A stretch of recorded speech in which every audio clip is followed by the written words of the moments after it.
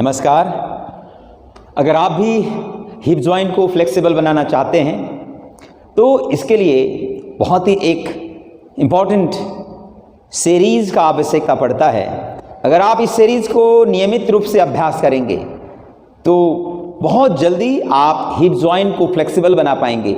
Hip joint flexible होने के साथ साथ हिप बोन डेंसिटी भी इम्प्रूव होगा और साथ में एक्सीडेंटल इंजरी का संभावना भी कम होगा।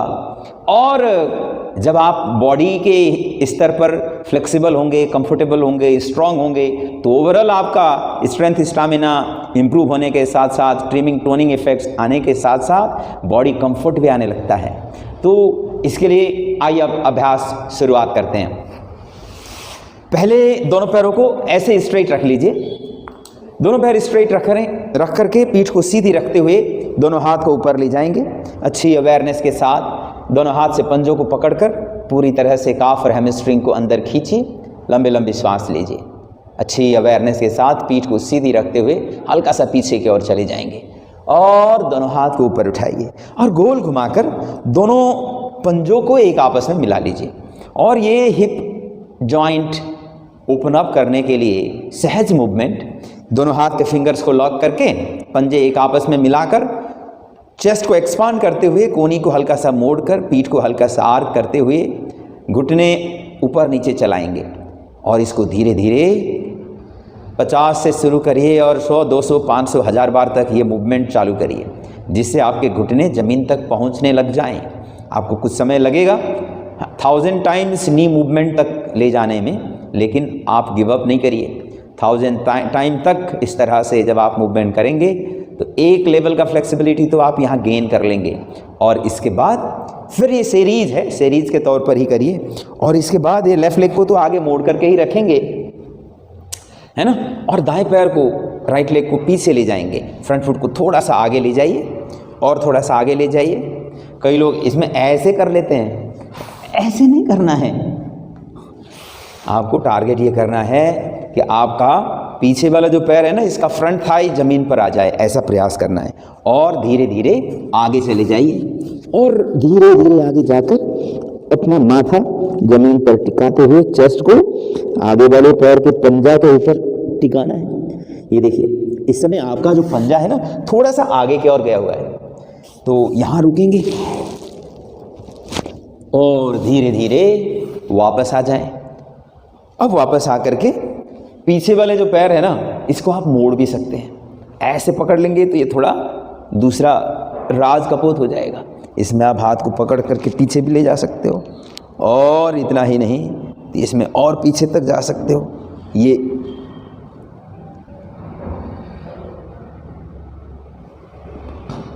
और फिर शरीर को स्ट्रेच करते हुए लेग पोजीशन को चेंज करेंगे। दूसरी पैर को आगे ले जाएं, फ्रंट फुट को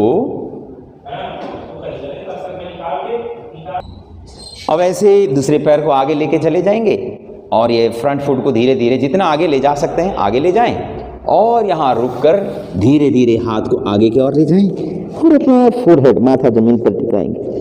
लंबे लंबे श्वास के साथ प्रभाव को अनुभव करेंगे। थोड़ी देर यहाँ रुके और धीरे धीरे आगे से ऊपर उठेंगे। अब यहाँ पहले की तरह पीछे वाले पैर को मोड़ सकते हैं। अपने कोहनी से पकड़ लीजिए और ऐसे ही आगे वाले हाथ को ऊपर उठाइए। ये राज कपोत आसन, रॉयल पीकॉक पोज जिसको कहते हैं। और ऐसे पीछे की ओर ड्रॉप करते हुए इसको अंदर खींचिए, पकड़ लीजिए और सहजता के साथ इसको रोल करते हुए ये पूर्ण राज कपोत आसन तक जा सकते हैं। और धीरे से वापस ये, और यहाँ से फिर दोनों पैरों को पीछे लेके चले जाएं। ये पर्वतासन हो गया। लंबी लंबी श्वास लें सहज भाव के साथ। फिर श्वास भरते हुए बाएं पैर को आगे ले जाएंगे और पीछे वाला पैर को फ्लैट कर लीजिए और धीरे धीरे पीछे की ओर आने का प्रयास करिए। कमर जितना हो सके नीचे और आगे, बैक साइड बेंडिंग के साथ धीरे से वापस। अब यहाँ से आगे वाला जो पैर है, इस समय बाएं पैर आगे है, इसको आगे ले जाएंगे, धीरे धीरे आगे ले जाएंगे और पूरा नीचे जाकर बैठ जाएंगे। ये देखिए, आप दोनों हाथ को नमस्कार मुद्रा पर रख सकते हैं। आगे जा कर के पूरी तरह से रेस्ट भी कर सकते हैं और फ्रंट लेग को पुल करेंगे और फिर दूसरी पैर यानी कि पीछे वाले पैर को आगे ले आएंगे और आगे ले आकर ऐसे ड्रॉप करेंगे। धीरे धीरे पीछे की ओर मुड़े, जितना जा सके प्रभाव को अनुभव करते हुए। और इस बार आगे वाला पैर यानी कि दाएं पैर को पूरी तरह से आगे ले जाएंगे। दोनों हाथ को नमस्कार मुद्रा पर रखें और हाथ को आगे ले जाएंगे। ऐसे धीरे धीरे अभ्यास करेंगे। पूरा नीचे न जा पाए तो मान लीजिए आप इतना भी हों तो भी इसी में रुकिए थोड़ी देर। कुछ समय के बाद धीरे धीरे शरीर यूज्ड टू होने लगेगी और पहले वाला थकान को मिटाने के लिए पीछे आइए। थोड़ी देर यहाँ विश्राम करेंगे और सहज होकर फिर श्वास भरते हुए दोनों हाथ को ऊपर उठाकर गोल घुमाते हुए वापस। अब इस बार खड़े हो जाएंगे और दोनों पैरों को खोल लीजिए। अब इसमें दोनों हाथ आगे ले जाएंगे। लंबी श्वास भरें। श्वास छोड़ते हुए पूरा नीचे बैठने का प्रयास करिए। अगर ऐसे हाथ को ऊपर रख करके ना हो तो हाथ को नीचे रख करके तो कर ही सकते हैं। फिर ऊपर उठेंगे और दूसरी तरफ चले जाएं। ऐसे पूरा नीचे आ जाइए, प्रभाव को अनुभव करेंगे। फिर ऊपर उठिए और फिर दूसरी तरफ चले जाइए। बाद में तो बिना हाथ के सपोर्ट आप कर ही लेंगे। और इस अभ्यास के साथ धीरे से ऊपर उठकर अब पैरों को खोलने का प्रयास करिए। धीरे धीरे मान लीजिए आप इतना ही कर पा रहे हो ना तो कोई प्रॉब्लम नहीं है। ग्रेजुअली आप नीचे तक पहुंचने लगेंगे और फिर यहाँ लंबी लंबी श्वास लेकर प्रभाव को अनुभव करते हुए रुकेंगे। ये साइड स्प्लिट और फ्रंट स्प्लिट होने लग जाएं तो आपके बहुत सारे आसन भी लगने लगेंगे।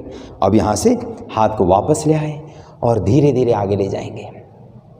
अब ये प्रयास करेंगे कि आपका पेट ज़मीन पर लग जाए, छाती ज़मीन पर लग जाए, ठोड़ी ज़मीन पर लग जाए और हाथ ज़्यादा से ज़्यादा आगे चला जाए। ये ऐसे रुकेंगे।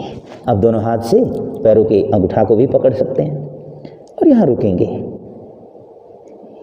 ये देखने में कठिन तो लग रहा है लेकिन धीरे धीरे अभ्यास करते करते आप भी अचीव कर लेंगे। अब डायरेक्ट ऊपर उठने में कई बार लोगों को मसल पुल हो जाता है, तो ऐसे में अब हाथ को कंधों के दोनों साइड में रखिए और फिर श्वास भरते हुए ऊपर उठिए। अब ये काफ और हैमस्ट्रिंग रीजन पर खिंचाव जो आया होगा, इसमें जो मिस्टेक क्या करते हैं लोग ना, ऐसे बैक राउंड करके करते हैं। अगर मैं भी ऐसे आगे जाने का प्रयास करूंगा तो नहीं होगा। तो आपको करना क्या होगा, अपने वजन को इनर थाई ग्रोइन रीजन थोड़ा सा आगे की ओर पुश करना है। ऐसे पुश कर लीजिए, थोड़ा सा बैक को हल्का आर्क करते हुए ये अभ्यास कर लीजिए। ऐसे बैठने से नहीं होगा, ये ध्यान रखना है। ये मिस्टेक है अक्सर लोग करते हैं और इस मिस्टेक को आपने रेक्टिफाई कर लिया तो आप आराम से पहुंच पाएंगे, आराम से उठ पाएंगे। अब ये जो थकान आया होगा, इस थकान को मिटाना भी ज़रूरी है। आप दोनों पैरों को मोड़ लें और पंजों को पुनः एक आपस में मिलाइए। जो खिंचा हुआ मसल था इस समय रिलैक्स हो गए हैं। इस तरह से आप साइड स्प्लिट और फ्रंट स्प्लिट जैसे आसन को अचीव कर सकते हैं। इसी प्रकार के अलग अलग एरिया पर फोकस करते हुए वीडियोज़ के सीरीज़ हम बना करके डालने वाले हैं। इन सब का आपको अपडेट मिलता रहे, इसके लिए वीडियो को लाइक सब्सक्राइब भी करें और साथ में YouTube का जो बेल आइकन है इसको दबा करके अपने आप को अपडेट रखिए। अपने दोस्त परिवारजन चाहते हैं कि इस तरह के सीरीज सीख लें, उनके साथ भी अवश्य साझा करें। धन्यवाद।